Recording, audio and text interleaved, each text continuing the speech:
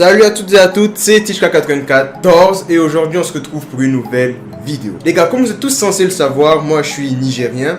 Et puis qui dit Niger parle de ça. Ou encore de ça. Et bien sûr de ça les gars. Du coup, être nigérien, c'est associé à plein de choses. Je vous jure, à l'international, on n'en parle jamais, mais waouh, il y a des stéréotypes de ouf qui sont collés à la peau des Nigériens. Et on va en parler tout de suite.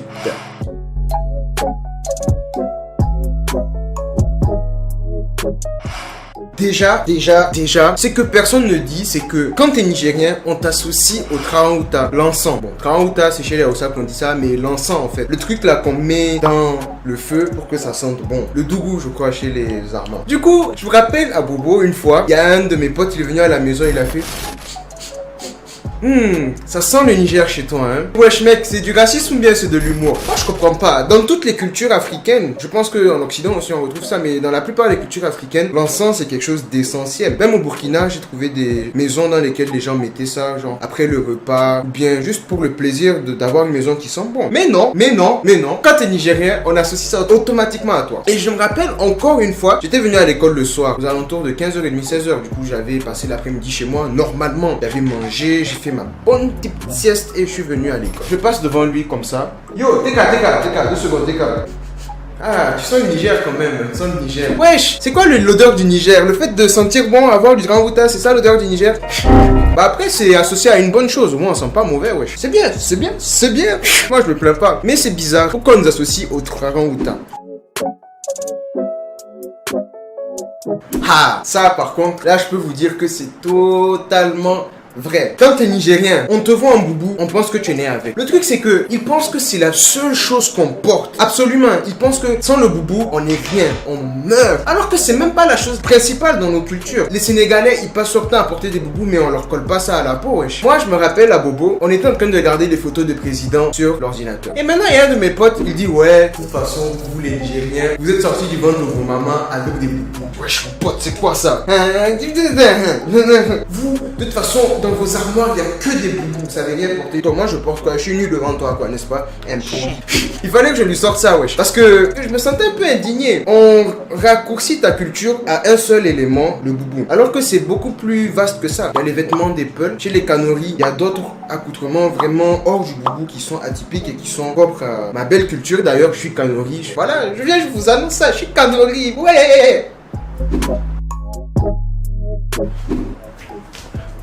Quand t'es nigérien, on t'associe au kilishi.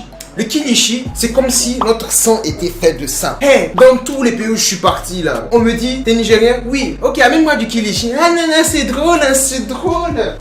Mais ouais, je sais pas dire qu'il n'y a pas que le kilishi. Je sais pas, il y a le kopto. Le kopto d'ailleurs, même quand j'étais allé au Burkina, ils connaissaient pas. Les vrais, mes potes qui sont venus à la maison, ils ont tapé ça. On a tapé nos meilleures soirées kopto pendant qu'on joue à Minecraft. Ah les gars, meilleures vibes au monde. Et du coup, les négros, ils m'ont dit, ouais, Teka, il y a un autre truc là, quand on dit que du Niger ça vient, ouais, c'est de la viande séchée. Je leur dis kilishi, ils me disent, voilà, c'est ça, c'est le kilishi. C'est la vie, c'est quelque chose que, quand tu trouves ça, ton cœur, il peut être que rouge. Bah en fait, le truc, c'est que le kilishi, c'est trop bon. Déjà qu'il y a différentes variétés. D'ailleurs, je mettrai un sondage. Là. Quel type de kilishi vous aimez? Les gars, je vous rappelle que vous pouvez vous abonner à la chaîne juste en bas. Lâchez un gros pouce bleu parce que ça m'aide vraiment beaucoup. Dites-moi de quelle ethnie vous êtes dans les commentaires. Je compte sur vous. Ah ça, je pense que c'est l'un des trucs les plus vrais à propos des Nigériens. Le fait qu'on soit solidaire. Franchement, il y a une solidarité incroyable à l'international et même à l'échelle nationale. À partir du moment où tu es Nigérien, tu rentres dans ce game. Tu vas manger, va voir un Nigérien. Tu as soif, va voir un Nigérien. Tu as besoin de vêtements, va voir un Nigérien. Tu as besoin d'argent, ne va pas voir un Nigérien. Ça marche pas comme ça. Il y a un truc là, à propos des Nigériens. Moi j'enlève toute la responsabilité, je dis parce que je pense ça. C'est pas général. Voilà. Il faut éviter de manger avec un Nigérien. Parce que de toute façon dans le ventre là, il est bien ouvert là. Vous allez être là, il y a un plateau. Pour dire pour vous deux. Il va manger 75%, il va te laisser 75%. Ah moi je dis, hein, c'est comme ça. Mon ventre là, il vient pas de n'importe où. Hein. C'est le ventre national. Tout le pays a ça MDR. D'ailleurs, ça me rappelle une petite anecdote quand j'étais à Bobo à propos de la nourriture et des Nigériens. En fait, on était allé à un restaurant à la sortie de Bobo, dans lequel on sert du riz au Soumbala. D'ailleurs, c'est une spécialité du Burkina. Bref, j'ai arrêté de rêver. En plus, c'est le Ramadan bientôt. On va voir très flou. Donc, je disais, on était allé là-bas à ce fameux restaurant à la sortie de Bobo. Et du coup, on était en temps nigérien. On était 7 à peu près. Maintenant, on commande combien de plats à votre avis? Non, on n'a pas commandé 4 plats. En fait, les plats sont des plateaux que vous prenez. Dans la logique des choses, on allait prendre 3 plateaux et puis voilà, 2 personnes partagent un plateau et à un moment, les enfants, ils vont partager 3 quoi. Alors que non. On était 7, mais on a pris 10 plateaux, on a tout mangé. Comment?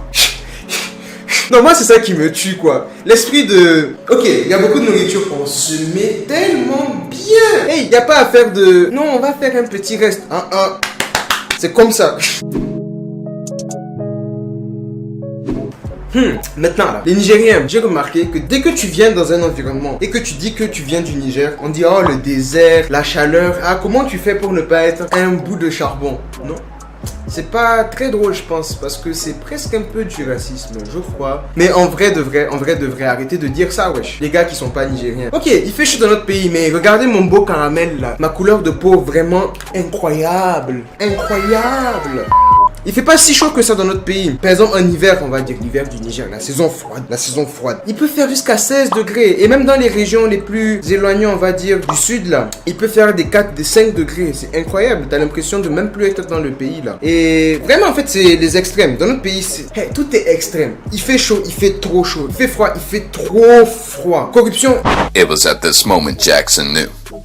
He fucked up. Il y en a trop. Est-ce que j'ai touché une corde sensible? Je pense, mais excusez-moi, je pense.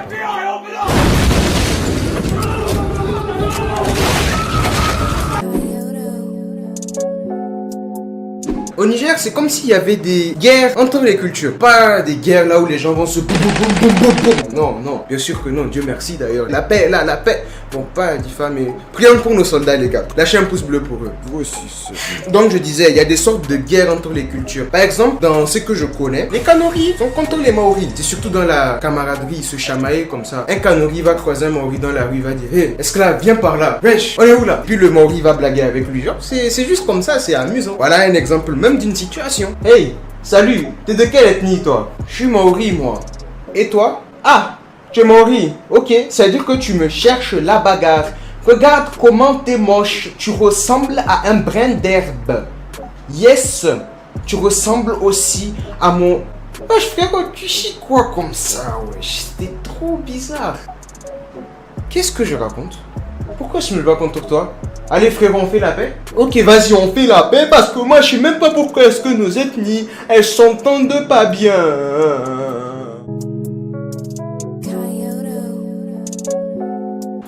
Bon, les gars, je pense que c'est à peu près tout ce que j'ai pu recenser, on va dire, sur ce qui caractérise un Nigérien même. En gros, pour créer un Nigérien, il faut avoir un boubou, manger du kilichi tous les jours et surtout, aimer la viande et l'argent.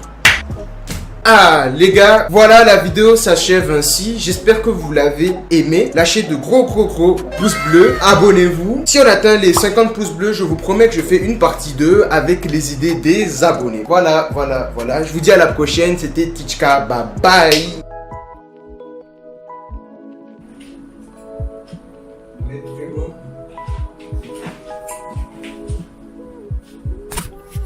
Yo les gars, j'enregistre cette séquence pendant le montage de cette vidéo et c'est pour vous dire que je vous remercie grandement parce qu'on vient de dépasser les 700 abonnés.